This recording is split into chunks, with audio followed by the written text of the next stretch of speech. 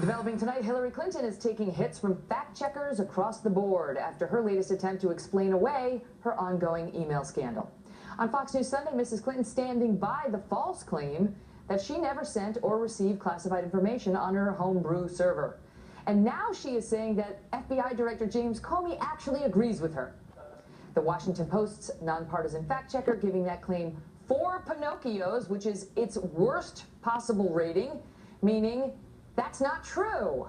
Watch Mrs. Clinton on Fox News Sunday and then watch what Director Comey really said. Director Comey said that my answers were truthful and there were decisions discussed and made to classify retroactively certain of the emails. 110 emails in 52 email chains have been determined by the owning agency to contain classified information at the time they were sent or received. I relied on and had every reason to rely on the judgments of the professionals with whom I worked. That any reasonable person in Secretary Clinton's position should have known that an unclassified system was no place for that conversation. So, Judge Andrew Napolitano is our Fox News senior judicial analyst. He's here with more. We don't really need a judge to explain to the audience what we just saw there. But go ahead. A child knows the difference between lying and telling the truth here. Mrs. Clinton really attempted. Chris Wallace didn't fall for it. The audience hasn't fallen for it. The media hasn't fallen for it. The Washington Post supports her candidacy for president. They gave her their maximum of 4 Pinocchios.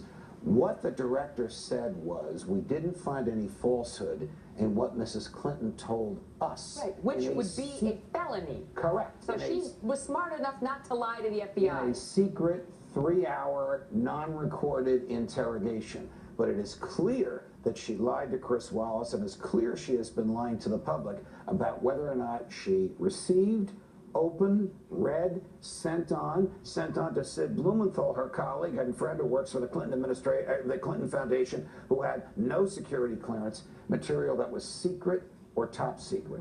Some of the materials so secret the FBI agents investigating this did not have the security clearance to read it themselves. And now the claim that I relied on my advisors. That is damnable, and I'll tell you why. Her inner circle of 7 closest advisors were just interrogated in a Civil Freedom of Information Act lawsuit under oath. I read the transcripts of all of their testimony. Guess at whom each of them points as the originator, the progenitor, and the creator of this scheme? Mrs. Clinton herself. She didn't rely on them, they relied on her, and now she wants to throw them under the bus. That's fascinating. Well, quick question for you, though.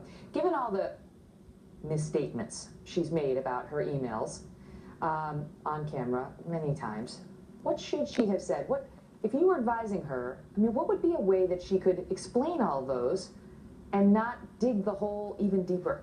I don't know, because just like your previous segment about Donald Trump getting in the fight with the Khan family, she gets in a fight over the truth, and these things take on lives of their own. Yeah, there's no good outcome. It would be out of her character for her to say, I stand chastised. This shall not happen again. I'm sorry to tell you, her character is to lie.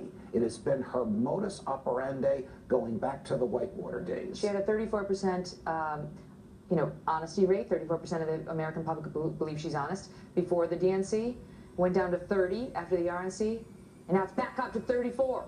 Climb back up to her previous heights. What Director Comey did not tell everybody was, on her first day in office, she signed an oath saying, I will recognize secrets, whether they're marked as secret or not, and I understand my legal obligation to do so. She failed. Oath schmoth. That's the judge in you coming out. What does it really mean? Was it in fine print? It means very little to her. Great to see you, Judge. Good to see you.